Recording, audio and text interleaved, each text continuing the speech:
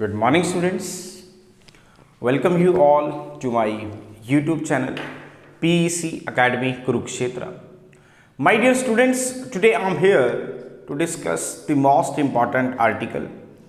The article is Triangle Law of Vector Additions. This article I have taken from class 11th unit 2nd motion in a play. बड़ा ही important article है और paper में जो इस तरह के articles हैं ये आपके essay 1 एग्ज़ाम में और फाइनल एग्ज़ाम में 4 मार्क्स के डेफिनेटली आस्क किए जाते हैं। तो आपको इस तरह के आर्टिकल्स करने में अटेम्प्ट करने में प्रॉब्लम ना आए, that's why I am here making the video on this article and as early as possible I will upload this video on my YouTube channel PEC Academy Kurukshetra. So from there you can download the video and see and learn how we have to attempt these types of articles if it will asked by the examiner in your final exam. Now what is the article? The article is on my back screen. The article is Triangle Law of Vector Addition. बड़ा ही important है और बड़ा ही सुंदर article है, बड़े ध्यान से देखिएगा। Triangle law of vector addition हमें क्या कहता है? Suppose if there are the two vectors acting on a particle at the same time are represented in magnitude and directions by the two sides of the triangle taken in the same order, then their resultant vector is represented in magnitude and direction by the third side of the triangle taken in the opposite order. I'm again repeating the statement what he said. Triangle law of vector addition states that if there are the two vectors acting on a particle at the same time are represented in magnitude and direction by the two sides of the triangle taken in the same order, then their resultant vector is represented in magnitude and direction by the third side of the triangle taken in the opposite order. वो क्या कह रहा है हमें? Suppose if there are the two vectors, this is the vector A, which is represented by OP, and this is the vector B, which is represented by OQ.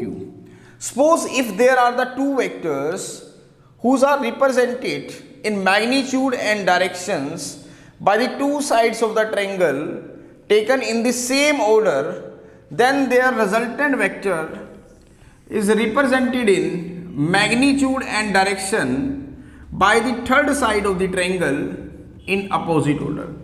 वो कह रहा है कि अगर आपके पास दो वेक्टर्स हैं, suppose this is the first vector A and this is the second vector B, whose are acting on a particle at the same time, जो कि एक पार्टिकल पे सेम टाइम पे लग रहे हैं, and are represented in magnitude and direction by the two sides of the triangle. देखो this is the first side of the triangle, this is the second side of the triangle, and are in the same order. देखो same order में है, तो इनका जो resultant vector होगा इन दोनों का वो ट्रायंगल की थर्ड साइड के बराबर होगा और अपोजिट ऑर्डर में होगा। इसका ऑर्डर कैसे था? ऐसे। तो इसका ऑर्डर कैसे होगा? ऐसे। दोबारा सुने, triangle law of vector addition हमें क्या कहता है कि if there are the two vectors, अगर आपके पास दो वेक्टर है, suppose this is the first vector A and this is the second vector B, whose are acting on a particle at the same time are represented in magnitude and direction by the two sides of the triangle. अब ध्यान से देखिए ये दो vector, this is the vector A, this is the first vector OP and this is the vector B OQ, and these are represented as two sides of the triangle. This is the first side of the triangle, this is the second side of the triangle, and are in the same order. देखो क्या pen उठ रहा है? नहीं, these are in the same order. तो इनका जो resultant vector होगा इन दोनों का वो ट्रायंगल की थर्ड साइड के बराबर होगा और अपोजिट ऑर्डर में होगा। अब इसका ऑर्डर देखो कैसा है? ऐसा। तो इसका ऑर्डर कैसा होगा? ऐसे। So we have to calculate the value of our resultant vector. Suppose this resultant vector makes an angle से beta with vector A, and we have to draw the perpendicular from O vector Q. Suppose this is the perpendicular, मैं इसको नाम दे रहा हूं N. Suppose this vector B makes an angle से theta with x axis means O vector A, and we have to calculate the value of R. यहां पर ध्यान से देखें, OP हमारे पास किसके बराबर है? A वेक्टर के बराबर है, और हमारे पास जो PQ है वो किसके बराबर है? जनरली बी वेक्टर के बराबर है। And we have to calculate the value of O Q that is R vector, ये हमें फाइंड आउट करना है। तो फाइंड आउट करने के लिए मैंने क्या किया, दो परपेंडिकुलर ड्रॉ, एक परपेंडिकुलर ड्रॉ किया P N which makes an angle से 90 डिग्री। तो अब हमने क्या करना है, ओ क्यू निकालना है। तो इन ट्रायंगल, अगर हम ध्यान से देखें, in triangle O N Q, ये वाली ट्रायंगल लेंगे O N Q, this is the triangle O N Q. अगर हम ध्यान से देखें तो हाइपोटेन्यूज का स्क्वायर मीन्स ओ क्यू का square is equal to O N का स्क्वायर प्लस एन क्यू का स्क्वायर। अगर आप ये वाली ट्रायंगल लेंगे ओ एन क्यू, तो ओ क्यू का square is equal to O N का स्क्वायर प्लस एन क्यू का square. It means O Q का square is equal to O N को मैं कैसे लिख सकता हूं, O P plus P N plus N Q का स्क्वायर। ओ एन को मैं कैसे लिख सकता हूं, O P plus P N. तो what is O Q, that is R vector. तो दिस इज आर वेक्टर का whole square is equal to, अगर हम बात करें O P plus P N, now what is O P, that is A vector. Now what is P N, ये हमें find out करना है क्योंकि पी एन हमें नहीं पता और एन क्यू भी हमें नहीं पता। तो दिस इज इक्वेशन नंबर 1। सबसे पहले हम क्या करेंगे, पी एन को बाहर करेंगे, निकालेंगे। तो in triangle P Q N, अगर आप बात करेंगे in triangle P Q N, तो अगर आप cos थीटा लें, now what is cos theta, base upon hypotenuse. Now what is base, that is P N. Now what is hypotenuse, that is P Q. Now what is P N, P N हमें find out करना है, P Q आपको पता है B vector. तो इसका मतलब यहां से आपके पास जो पी एन की वैल्यू आ गई वो आ गई B cos theta. Same manner से अब हम क्या करेंगे, साइन थीटा को निकालेंगे, किससे, in triangle P Q N से। तो साइन थीटा ले, what is sine theta, that is perpendicular upon hypotenuse. Now what is perpendicular, that is Q N. What is hypotenuse, that is P Q. तो Q N आ गया आपके पास P Q sine theta. Q N कितना आ गया, P Q sine theta. Now what is P Q, that is B vector sine theta. अब हमें क्यू एन भी मिल गया और हमें पी एन भी मिल गया। Now put the value of P N and Q N in equation number 1। Put the value of P N and Q N in equation number 1 we get. अब इसमें वैल्यू रखेंगे तो आर वेक्टर का square is equal to कितना आएगा आपके पास, A vector plus P N. Now what is P N, that is B cos theta, इसका whole square plus N Q is B sine theta, इसका whole square. तो ये आ गया आपके पास R square is equal to A square plus B square cos square theta plus 2ab cos theta plus B square sine square theta. Vector हट जाएंगे यहां से, क्यों, क्योंकि वेक्टर का होल स्क्वायर है, तो vector into vector that is scalar.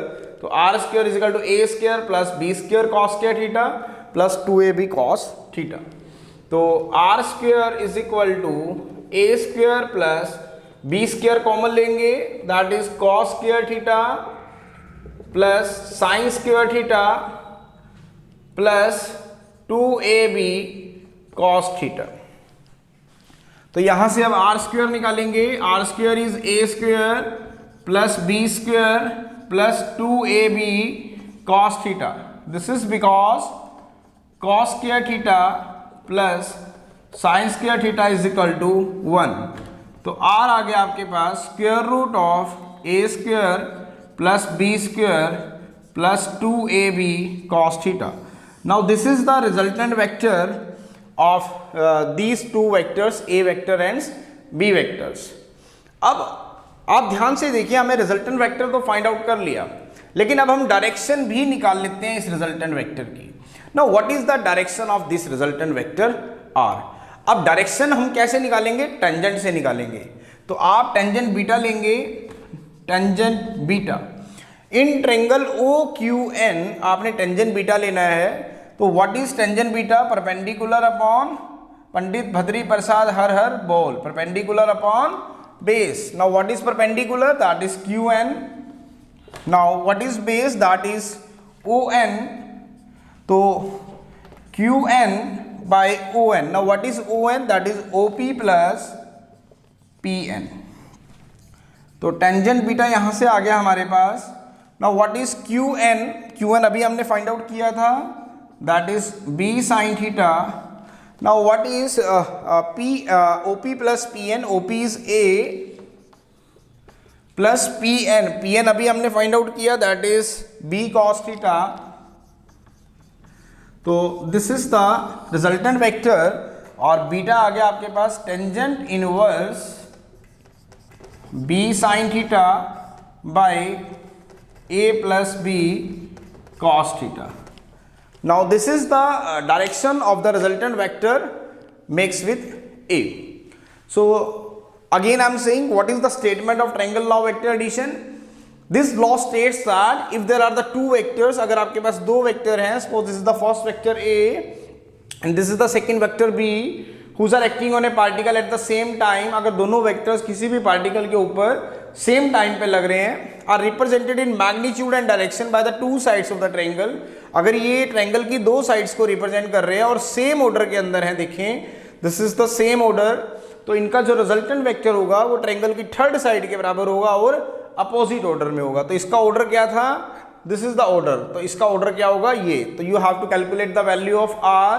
तो resultant vector is comes out to be A square plus B square plus 2ab cos theta. और डायरेक्शन हम कैसे निकालेंगे? टेंजेंट बीटा से it comes out to be b sin theta plus divided by a plus b cos theta. So this is the article.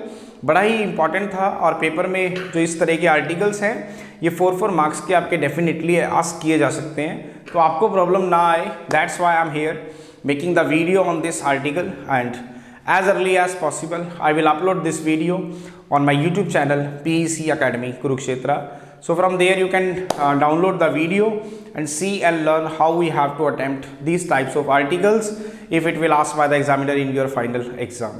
So at last my dear students, again I am saying, if you like my videos, like my work, like my effort, then please don't be forget to subscribe my channel.